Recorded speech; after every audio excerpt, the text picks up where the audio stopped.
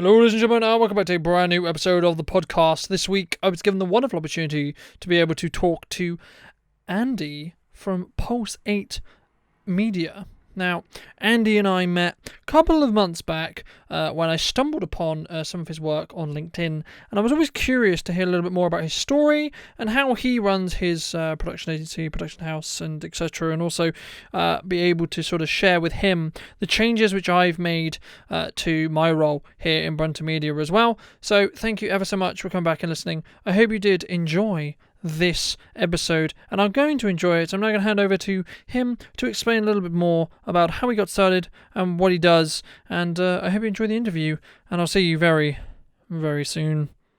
I'm Andy from Pulse 8 Media Productions, based in China's Ford next to Southampton, if you're listening elsewhere in the world. And we specialize in video production, similar to yourself, obviously. And we got into it from drone flying, of all things. And we look after small to medium-sized businesses, and we like to think we add emotion to businesses through the power of videos. So that's it, in a nutshell, my elevator pitch. Fantastic. And I always love when people say that, especially when they're other videographers and other video people, because it's like, how do you do it? I'm really interested. Thank you. But welcome to the podcast. Thank you so much for your time. And I mean, I think the initial question there is like, why? Because I'm sure you get it as well. I'm sure like marketers come to you and go, so we have a client who we think is really, really good at video, or maybe the client comes to you and goes, yeah, we need video. But do they? I always ask that qualifying question is, have they been told they need video, or do they think they need video? And if they think they need video, ask why. So typically, and we don't get it very often, I think I need video, everybody's doing it. And then I will take a look at the company, I'll look at the website.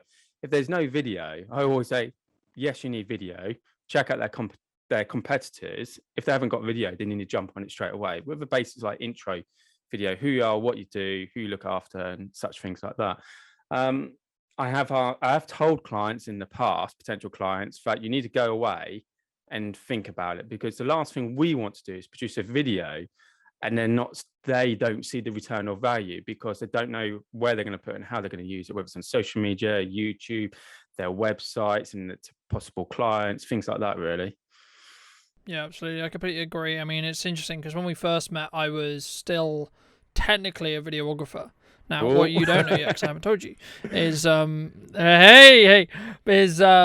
I've actually changed my role within the company a little bit more. So we work closely with videographers now, and I work more on the video strategy, cool. which is exactly what you were just talking about, which is, you know, where specifically should you go, where specifically should the video be put, how you should utilize it, and using video as a tool. Because I think that, you know, for a lot of my experience, and I'm sure you've had it as well, where as you were coming up as a videographer and as you were starting to introduce the concept of video to businesses, a lot of them didn't know and don't know. And unless you have a marketing person or someone who knows how to use it behind you, it's very challenging and very overwhelming sometimes to actually be like, yeah, I know I should be doing video, but I don't actually know how to. Right? I don't know how to, I don't know what to do, I don't know what the video should be about, I don't know how to make all of the, like, you know, if we're doing like 5 videos, for example, how those videos could connect, you know, to tell that story and help tell that story, and or how could we utilize, you know, because there's a lot of hurdles like time, I imagine is a big one for your clients, you know, and how do we utilize the time that we have to create video, whether that's a day or a week or etc., to actually create the most video from that time, right? Now, part of it, I mean, let me ask you, why do you think, because video can be created by anyone, right? If you own a smartphone, technically I can create video. What would you say to people who are only really like, yeah, well, why should I pay you because I can do it? I always qualify that back in my web design days, because I started off as graphic design and web design, and it got to the point where people could build their own websites. And it's the same as video. So yes, you could use your phone to film your own content, but it's what we lean towards is the creativity side of it. It's the composition of it, and especially the editing of it. So if you're doing a simple video blog, yes, you can use your phone, put it up on LinkedIn and your social media, and it'll be absolutely fine. But it depends on who you're targeting and who your potential clients are.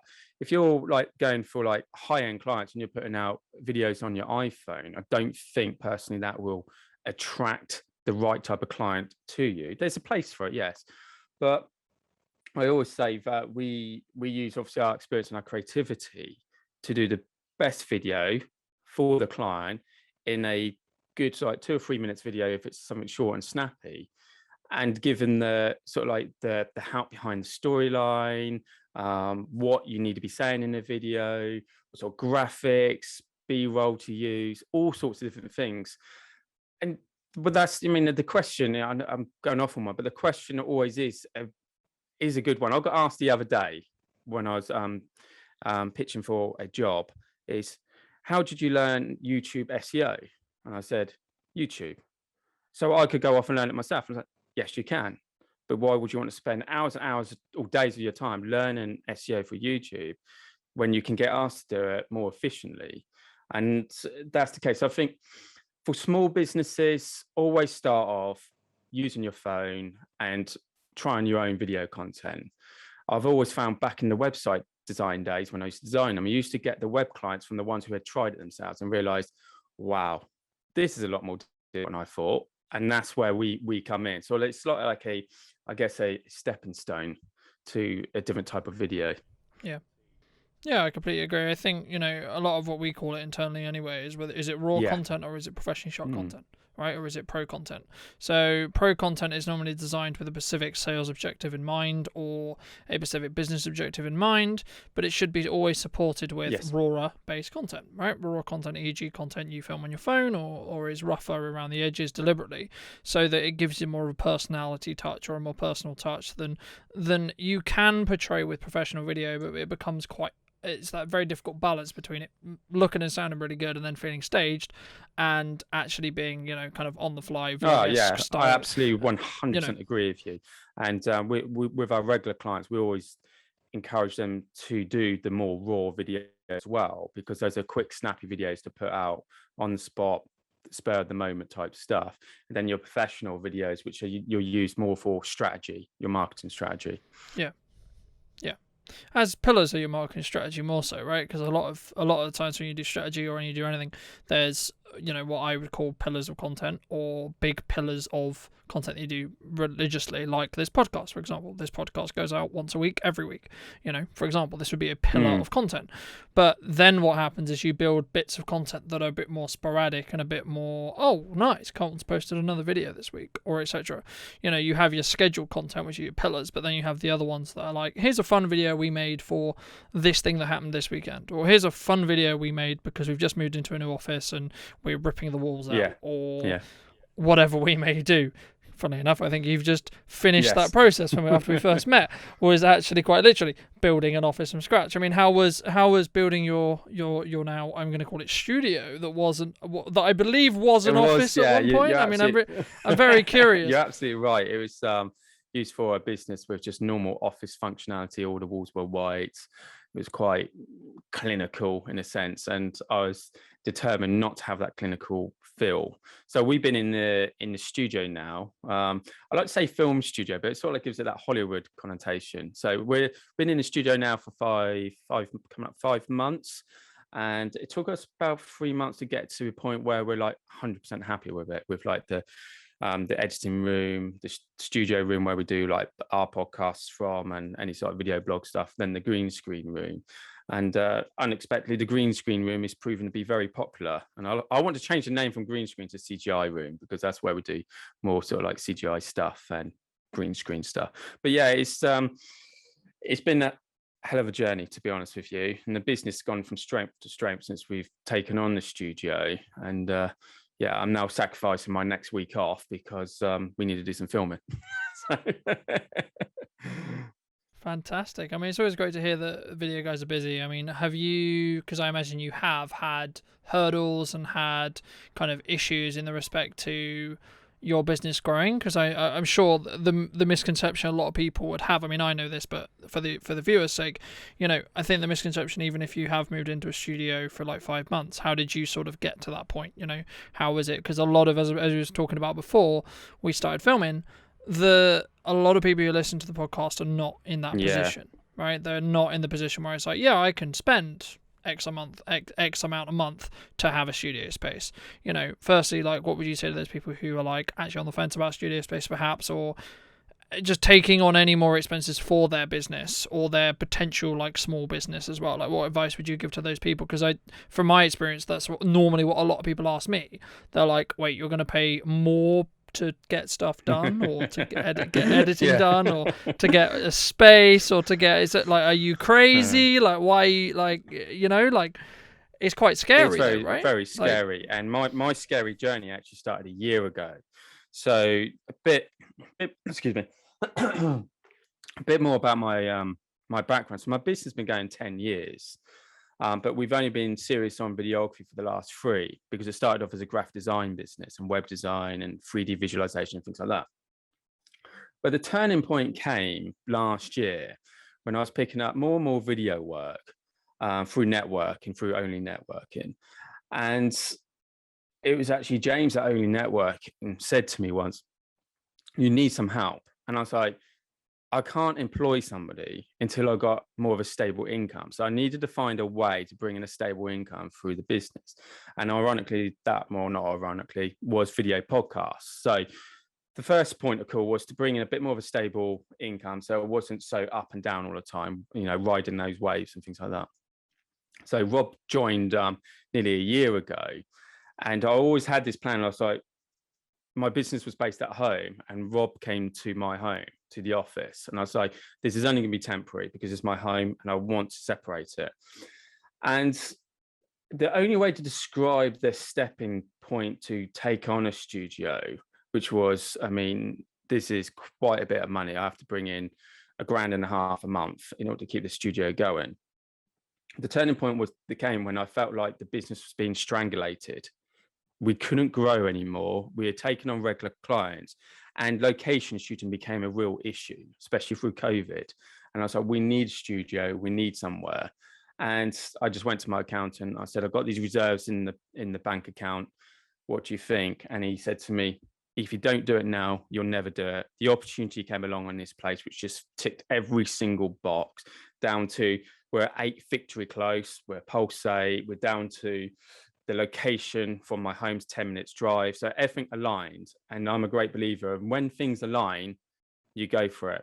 I spent probably a good 6 or 7 years in my business not taking risks. And I know it sounds cliche, but if you want to grow, you've got to take a risk. And what's the worst can happen? You take on a studio space, work dries up. You've always got your reserve from where you came from. You're probably your home. Just take a step back. I did. I had an office a few years back for 4 years, bought my first house. I couldn't afford to keep the office on, so I moved the business home. And you ride the wave. So my advice to anybody out there, if you feel like your business is being strangled because you can't, fulfill the projects, and it's due to having a studio, then you either need to find some sort of capital, so you've got a bit of a nest egg to fall back on, or you just go for it. I hope that sort of answers the question.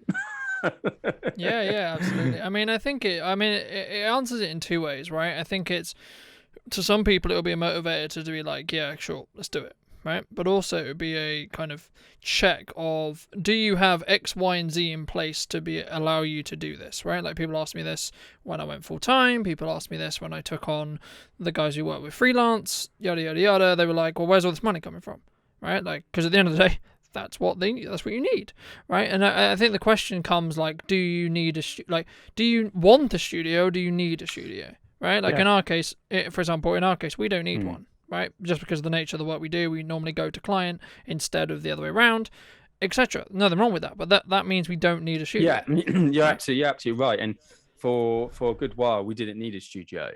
It wasn't until I was looking into how do we bring in a repeat income, did we realize that actually all of our clients who come to our studio, they actually want to get out of their office. They want to get away from being interrupted. We've got a client coming in on Friday who's like, I don't mind, it takes me half an hour to get here, but I'll get it done. I've scheduled it in. And it was our clients, which was the driving force behind it. It wasn't it'd be nice to have a studio and we just both sat here with nobody coming here. It's a bit pointless. That wouldn't be a good business decision. whatsoever. Mm. Yeah, and I think it always needs to be a client-driven decision, right? Like, why are you offering a service? Why do you do what you do, right? It should be a service-based decision, firstly for yourself, right? Like in the respect of should you go full-time or should you try and pursue building a career or building a job or building a business yourself?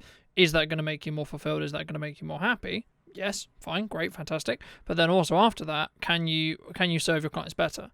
Either the clients you have or the clients you want to have, right? Like, and I mean, what would you say to people? Because I know when we were in lockdowns, a lot of the kind of marketing people were like, you need to keep marketing, you need to keep going, you need to keep doing this. And we said it, and I'm sure you guys said it, but some businesses were actually like, no, we're going to wait for this to ride out, and we're going to be like, we're going to pull back, and we're not going to market, right? I think was the crux there. I mean, what would you say to the people who are like, right now we still don't want to market because we don't have the, like, we're not 100% secure in respect to, we know everything's going to continue, right? Because who knows what's going to happen, right? Like, to give context, we're filming this just towards the end of the summer, Yeah. right? Who knows what's going to happen to the back end of the year? Nobody does. I think for any conversations I've had in the past with potential clients would be, I would ask the questions, could you afford not to? Look at your competitors. What are they doing? If they're doing it, you've got to do it better. You need to stand out from them. If you don't, it's a bit like, you're in the, you're swimming, you stop swimming, you start going backwards. You can't stand still in business. Like, as I said, I've been running this business for 10 years now. And if I stop looking forward, if I stop looking at like what the trends are, what's the next thing, what are clients wanting out of video content, and if I just think, right, I'm just going to carry on doing this, I'll start going backwards. So you've always got to have one eye on forward. So I always say, can you afford not to give it a try? What's the worst can happen? I mean, like when we work with clients, we don't commit any sort of contract for a year or anything of the sort. We don't like that. We want clients to come to us because they like what we produce and they see results from it. So that would be the way I would answer it. Can you afford not to? Mm-hmm. Yeah, absolutely. I completely agree. I mean, I think it's one of those things that we talk about opportunity cost, right? Like what you talk about there is opportunity cost, right? Like, what's the cost of you not doing something? What's the cost of you doing something?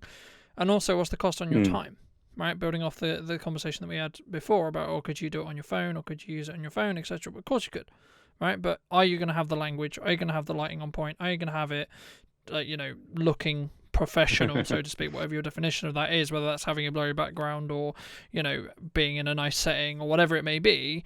Even those simple things that are simple to us videographers are still not necessarily going to be simple to a novice, right? Or as someone in our profession, we take it for granted because obviously with their experience, you think, well, you assume, but you can't assume anything. And it's not you show there's a different way of doing something. Does somebody realize, I didn't know it would look better, but it does look better, but they can't answer it. But that's where the creativity of this type of role comes into play. I mean, because sometimes, I've had conversations with clients and I've kind of changed my language when I sell video, when I sell in general, right? Like, we rarely sell, to be honest, but that's just the style we have, and I just don't think direct sales is the way to do it, in my opinion, right? And I think it's, you should actually warm up and explain how you could potentially help your ideal consumer or your ideal client. Here's what we could do, and then it's up to them to choose, right? But I mean, what would you say? Because in my experience, video and marketing in general is a very hard thing to nail. To be like, yes, I've done these things and it's got me more revenue, right? Like, I think that's the key, isn't it, right? Like, because if we said, oh, you do this, and this with video, and it makes you 4 times the amount of money you're making at the moment, we would be fully booked every day. We would. Right? Every single day. We'd be filming all the time. But the fact of the matter is, it's not just video, it's marketing in general.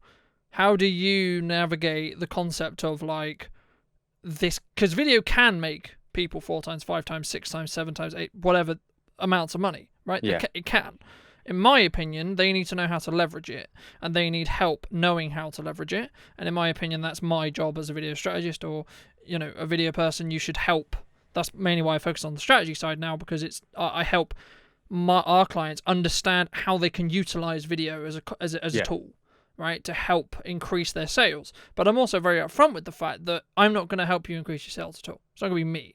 I can give you everything on a silver platter. That doesn't mean your sales are going to increase unless you specifically or your salesperson or sales team actually knows how to utilize that asset. I mean, do you agree with that, No, or is I there? 100% agree with it. I compare it to websites again. It's like building a website. If you don't lead anybody to it, they're not going to know it's there in the middle of the field. And it's the same with a video. What used to happen is like you have a video produced and you stick it up on YouTube, embed it on your website. Great, fantastic. People visiting your website will see it, but it's not a strategy behind it. And this is something which we've learned well, not recently, we've learned as a company is that yes, we can, we can do the best video in the world, but unless you've got a strategy behind it, and when you're going to place it, where you're going to place it, what time, and how you're going to place it.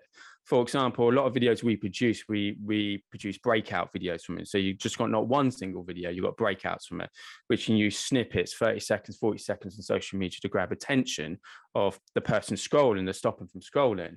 So it's important to always understand what's going to happen with it and the people around them. Have you got a PR company? Is the sales team using it?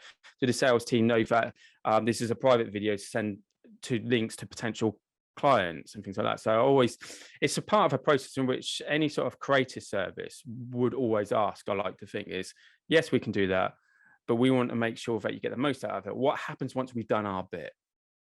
Because at the end of the day, yourself, Colton, and myself, you've got a reputation and you want to make sure that people are referring work your way. So you always want to make sure they get their worth out of their spend with you, and see the results of it. And I think if a client, I mean, I have had a client recently who's commissioned us for video blogs and they didn't have a strategy or a marketing person behind them. So I recommend people, I've got a good network like, yourself, I'd recommend you.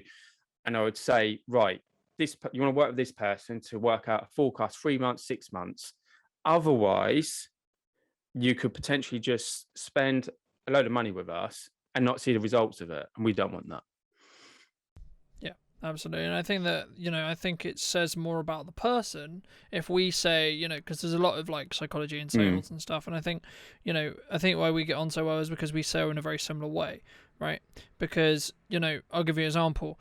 A client came to me a couple of days ago and said, "Oh, well, why should I buy from you?" And I said, "Well, I don't think you should yet." Right? Because most people would go, "Wait, why are you saying that?" Because most people would be like, "Sure, you want you want the sale." I'm like, "Well, yes, I do, but I don't want the sale if they're not going to be able to respect and understand what we're doing and why we're doing it." Right? Because if like, and I always have the question, like, we take client feedback, of course we do, right? But also I question, like, if you're not going to listen to my counterpoint on the feedback, I'm not saying we're not going to do it. I'm not saying we can't take the idea on, but if I think it's a bad idea or the execution on the idea isn't ideal, I'll explain to you why it is. And hopefully, because of the relationship that me and that client will have, they'll be able to respect that decision and respect what I'm saying.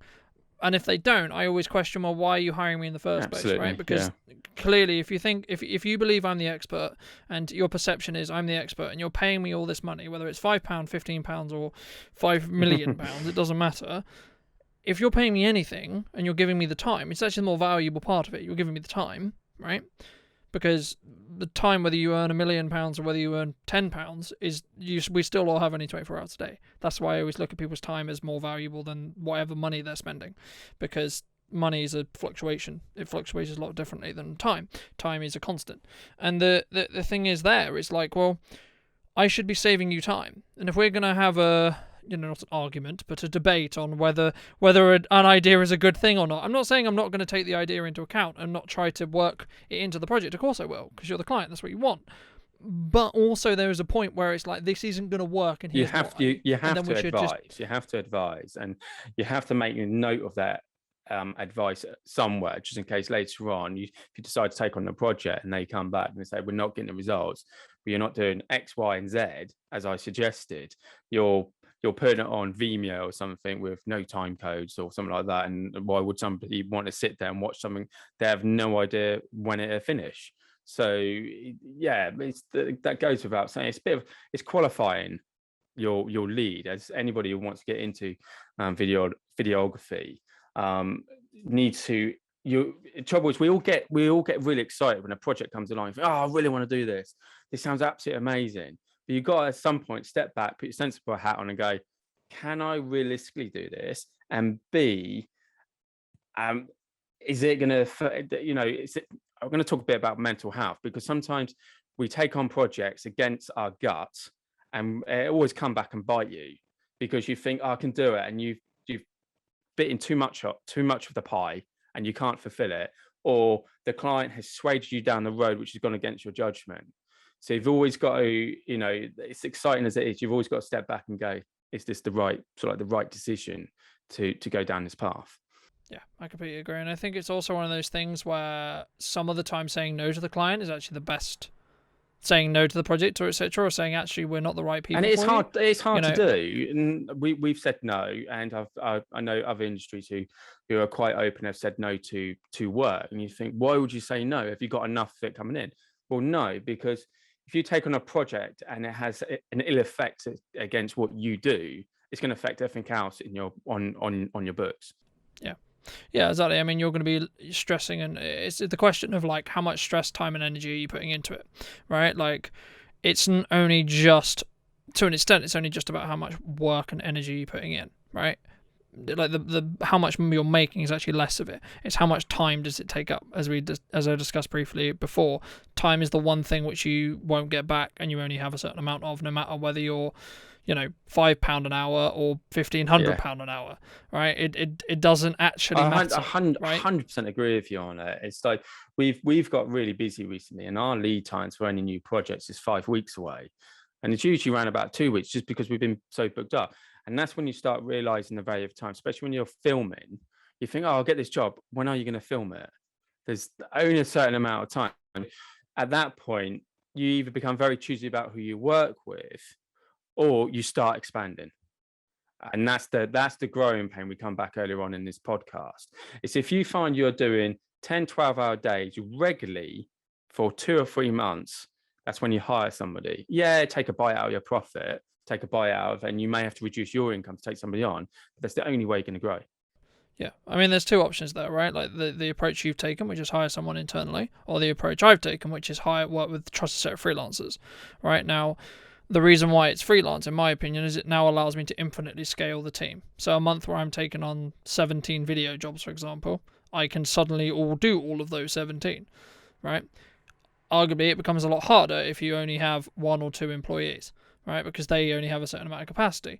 But then also it gives me the freedom, and also just have the conversation with the people you want to hire, right? Like, it's not, it's down to them as much as it's down to you. Yeah, I 100% agree with you. It's a good way to work, and I've done that in the past, and we still do it now. Like, we got a pool of freelancers around us in which we think, right, we need 2 more cameramen or sound person or somebody who's just going to be there flying the drone. But ultimately, what I found in the past is you get to a point, depends on what your goal is in your business.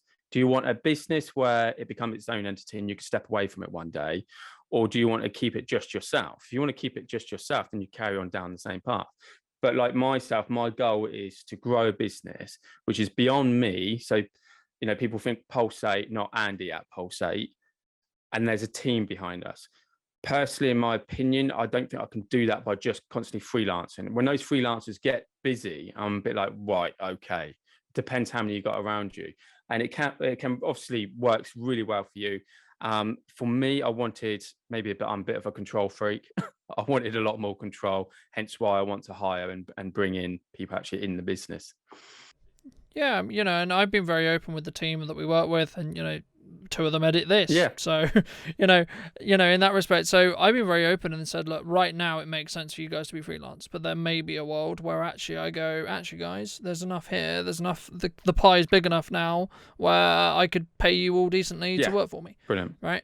And what would that look like? But that's what I mean. We have that open dialogue, right? And that's what I'm saying. Like, if you're in a position, because there's always an ebb and flow with a company, right? It's, I need the people now, but I don't have time to do the paperwork or go through the situation of actually hiring people, right? Because that takes a lot of time. That's what we don't appreciate, right? It takes huge amount of time and a huge amount of money that you don't necessarily think about, right? It's not just their salary if they're employed, right? It's everything else that goes alongside that, right?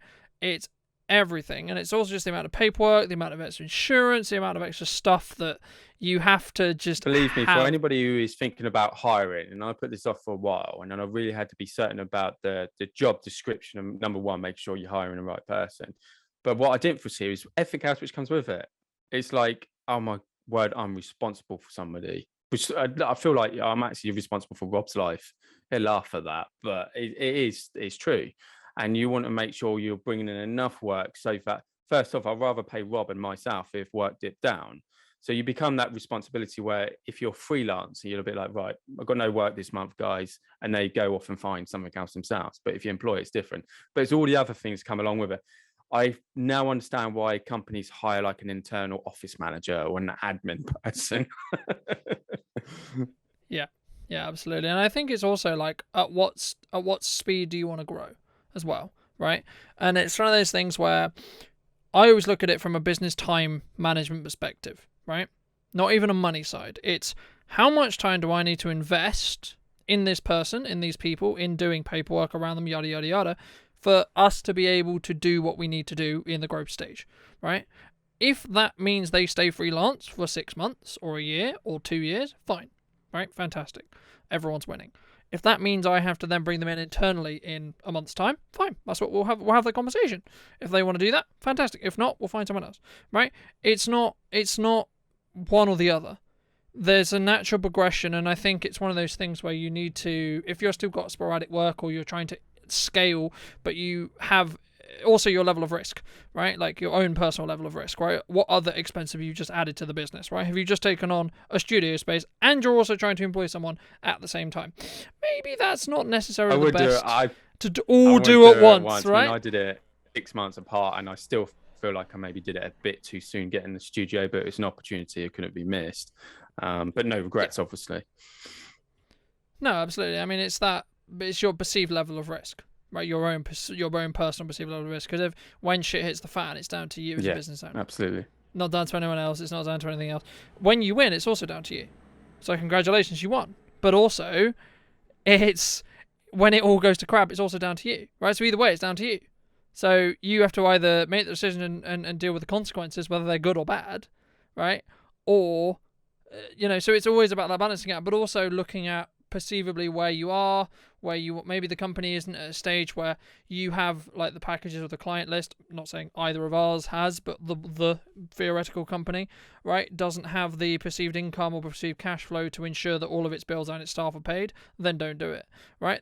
Or if you think by employing that person you can get to the point where you can then employ them and then continue to grow, then fine, do it, right? But again, as we just said, that's a risk you need to be willing to take as a business owner. It is. You're absolutely right. It's all about that risk, and you got to look at the tipping point. And my tipping point was, if I don't employ, I'll start losing work. I'll be turning work away. My quality will go down. And the same with the studio. If we didn't take on the studio, it's that tipping point where we won't be able to fulfill certain projects. And you always know, in your gut, and most people do. My another one bit of advice I would give anybody is don't go into debt to do it. A lot of businesses, and sometimes it's the only way to do it is to go and get a loan, have that nest egg in the background. But I would advise against it. If you end up relying on that, all you're doing is going into debt. So I would always try and make sure that if you want to grow your business, you want to get a studio or employ people, you need to bring in a stabilized income somehow, at least 50% of what you need each month, at least. And then the others could be made up of ad hoc work, however way you want to do it. Yeah, absolutely. And that's, I think, why. But also it kind of changes on what you want to be as a company, as you say, right? Like you want to build Pulse 8 to be the company, right? So then one day you can either sell it or step away or whatever you want to do, right? You want to do that. For example, for me, I'll put it on the record now, I would be very surprised if I ever want to sell Brunner Media, right? Because I've deliberately designed Brunner Media around to put my own personal brand around me, deliberately, but also I've always wanted to do that. I believe I want to do this the rest of my life. I'm not saying it'll be a video agency the whole time, no. But the concept of what it is, and Brunner Media will always own by me. I don't really want. It's also my name, which is kind of like, I don't know whether you don't really want to sell. If you make a company your name, you don't really No, want to sell it's what they call working yourself out of the business to be able to sell it. It depends on your goals. Like you said, that's what your goal is. And there's many business out there who have the same goal. And my goal, don't get me wrong, I want to be able to be in this business for at least another 10 years. But I know by the time I'm 50 in 10 years, I'm going to start getting a bit exhausted. So I need young blood in the business to keep up on top of it all. But yeah, it just depends. I know a web designer who's like, no, I don't want to employ anybody. I don't want to freelance. I get enough work and I want to work 3 days a week. And that's my goal until I retire. I'm like, respect, you know what you want. But sometimes you just don't. Your business evolves. Like I said, I started my business off as a graphic design business, web design business, and it's evolved to this, all because I wanted to fly a drone ridiculously. And it's where it is. And you've got to have an eye on the future and adapt your business. I mean, like, doing like what we're doing now, Zoom, virtual, remote podcasts, brilliant. Over a year ago, people were like, why aren't you meeting in person to do it? But that's because a lot of businesses have been forced to evolve, but some of us, if you choose to evolve first, you're not going to be caught out. So, yeah. Yeah. I mean, yeah, exactly. I think it's one of those things where, at the end of the day, as long as you know what you're doing and you're happy with what you're doing, it doesn't matter, right? Like a lot of business owners, a lot of people are like, I'm going to do these things so it makes those people over there happy. But then I asked, well, what are you doing to make yourself happy? Right? Like, what are you doing to, why did you, like, you're in business now and like you feel like you're running on a treadmill, but like, why are you doing that? If you don't want to build the company, why are you doing that, right? People go, oh, you work 15 hours a day or 12 hours a day, as you were talking about earlier. I want to do that because I'm trying to grow consistently. I'm consistently trying to grow the company bigger and bigger and bigger and bigger and bigger. I don't need to work 15 hours a day or 12 hours a day every day. I don't need to do that to sustain where we are. No, I could work 5, maybe 8 hours a day every day consistently, and we would sustain where we are. We're not going to grow if I do that. No, you're not, and that's right. It's your choice. I mean, I choose to get to the studio at 7:30 each day and leave around about 5:30. And a lot of people like my family or friends would say, 10-hour days, isn't that tiring? I'm like, not when you love what you do. It flashes by. It is and it Of course isn't, it does, right? yeah. Like you'll have days where you're like, no, it's not. But you'll also have days where it's like, I don't want to do this, but you do it anyway, right? Like it's this constant balance between like pushing and being passionate about what you do, and knowing the greater goal and understanding the greater goal, right? And doing things that you don't want to do in the short term to be able to win in the long term, in my opinion, anyway. And being in the position where it's like, as I say, like when something's scary to do, like getting a studio, hiring your first person, taking on office space, whatever it may be, that is the time to do it. Because when it's scary is when you're at the starting point of that, graph point where it goes up, right? And if you don't, arguably you're going to either decline or you're going to flatline. So the only way to continue to grow is by doing the thing which pushes you outside your comfort zone. Because that's why you feel scared and worried about it, because you're doing things and you're maybe like, oh, I don't know if I can afford this amount of money a month because I'm taking on this.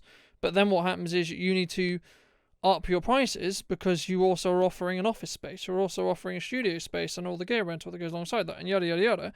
But what's happening is you're actually growing as a person, because something like, I'm sure you've had it, the prices you were quoting 6 months to a year to 3 years ago are now seeming like tiny amounts. Yeah, well, again, it's that whole you've got to start off somewhere. You've got to feel your way around the market and see the type of clients you're meeting, what sort of budgets they've got, and you adapt. And now we're meeting clients because, again, we've worked on our sort of like our image and our brand in a bit. We're meeting clients. I don't know what other way to say this. It's not so much about what they're spending; it's about what they're going to get out, the quality of the service, and the money is the that's value right, of the cost. yeah. And it's a new concept for us because we work with the small business community, and we still do. But you're absolutely right. Our prices have probably gone up in the last year and a half, 30%. But then our quality's gone up, and what we do is gone up. Yeah, but your value in that time has probably gone up 50 or 60%. Yeah, definitely. Yeah. Right. So the principle there is, yes, your company's growing, and yes, to like some of your like older clients, like we've had it as well. Like some of the first clients I ever started working with when I was a solo videographer, they can't technically work with us now because I'm running a team of 4 people. Yes, they're freelance, they're still 4 people, and they've still got bills Yeah. to pay, Yeah. right? And I've got an office now, right? That's a bill to pay, right? Etc. So there's all these other things which I've now added to the business. It's no longer just me with a cheap camera working from home, right? It's no longer that. I'm so much more now, and I can add so much value. I can help a business so much more, and that's always why I think that's why we sell differently as well, because it's like, well, here's what we could do, and it's up to you whether you see that valuable or not, right? Like it's up to that client to understand, you know, do they see value in what they're doing, but also if they don't, how could they get better at what they're doing as well, right? It's also, are you going with a, what is that client, and do you gel? I imagine that for me personally, I don't really work with people who I don't gel with, because it's just going to make my life more challenging. It's going to make the content harder to do, and everything's going to get harder. I mean, like, what would you say to people who are in a position, for example, where they're like, I really love the job? Essentially, you may have answered it a little bit earlier when you talked about this as well, but I just want to revisit it a little bit, because I think it's interesting sometimes when you are in a position where the job is like, this is okay, the person's a bit, right? I'll put it that way. What would you say to those to those people in that position, like, or to Yeah. yourself, like from 5 years ago, Yeah. for example, if you're in that And position? I do find myself regularly in that position, funny enough. And yeah, there are some projects we find we're like, but it's a bit like, it depends on the project, it depends on the client, it depends on whether it's a repeating project. So obviously some repeating project, after a while, you lose the shininess of it and it's paying the bills. But then if that's happening, you've got to look at it and go, how can I make this project more shiny? How can I make it so that I enjoy it more? Now, what we do a lot of here is buy more kit, add more things to our arsenal of stuff. So we can, when we go out, we're like, oh, we got a 360 camera, or we got an FPV drone, or we could do this. And you spark interest. And if you can gear yourself up, a bit like going to the gym, working out, if you can gear yourself up, you can get that energy level, those endorphins going. And then those sort of like those jobs and those clients where you just think this is bread and butter work, it's not exciting, it's just like somebody talking to camera. But you need to turn it around, and how you're going to make it more exciting. If you can make it more exciting, your client get more excited, and then you've broken that cycle. So it's not an easy question to answer, but that's how we deal with it. Yeah, no, I completely agree. I mean, it's one of those things like you're feeling like, oh, we've done a lot of interviews lately, or this. It's one of those things where it's like, well, actually, why don't you add a slider in? Why don't you bring another camera op in? Why don't you really focus in on, can you help that client talk better in camera? Right? Maybe you try a new light, maybe you try a new location. Whatever it is, it's going to push you creatively as well. Right? And ideally what we'll take on now work wise is we'll only take on projects that, like, I personally feel, wow, this is going to really challenge us as a company. Because the reason why is because then we grow from the project. You do. You're 100% on that.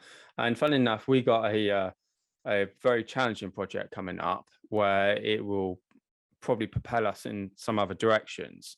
And I don't mind saying this, and because I won't mention the client at the moment, but we've been given permission to fly at Stonehenge, and that never happens. And because the type of video we're producing, not for Stonehenge, but for our client, that will propel us in a different market, in a different direction. So we're excited but scared at the same time, because we're filming at 8 locations, early mornings, late evenings, but it's going to be an epic video once it's completed. And that sort of video is like, you put that on your portfolio, other clients sit. I'll give you another example to just before we go.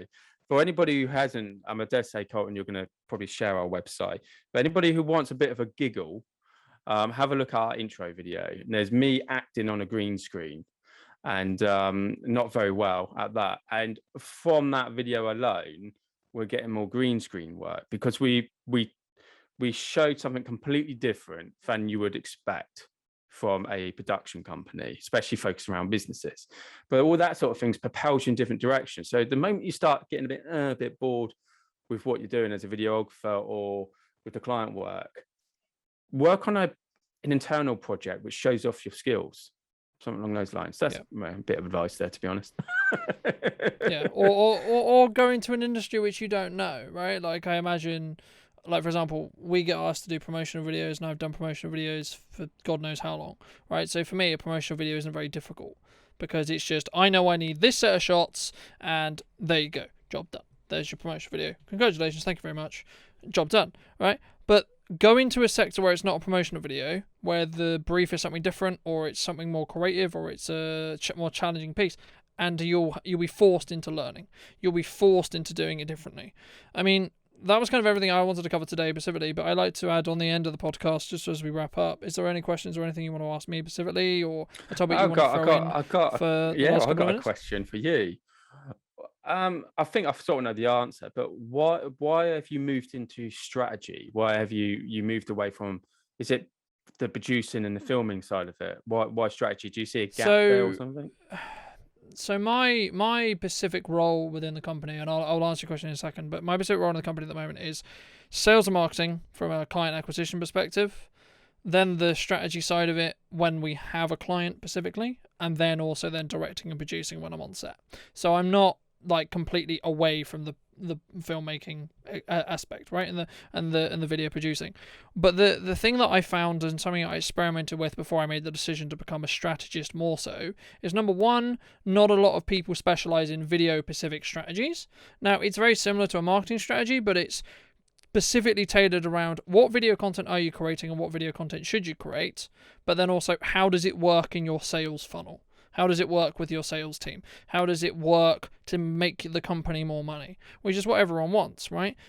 But it's not that simple, unfortunately, from what I've found, right? So it's actually, let's get to the root of, firstly, I need to understand how you sell, right? I need to understand what the process is from you not knowing a client to then them being a paying client. Okay, so let's firstly establish what is that process. Okay, cool. Then what points or what things could we insert video into that are going to save you time or generate you more money through saving you time, right? Because then you can choose. For example, if there's a question which you get a lot, then let's film you answering it, and then you can choose whether you show them the video when they ask you the question or whether you answer it.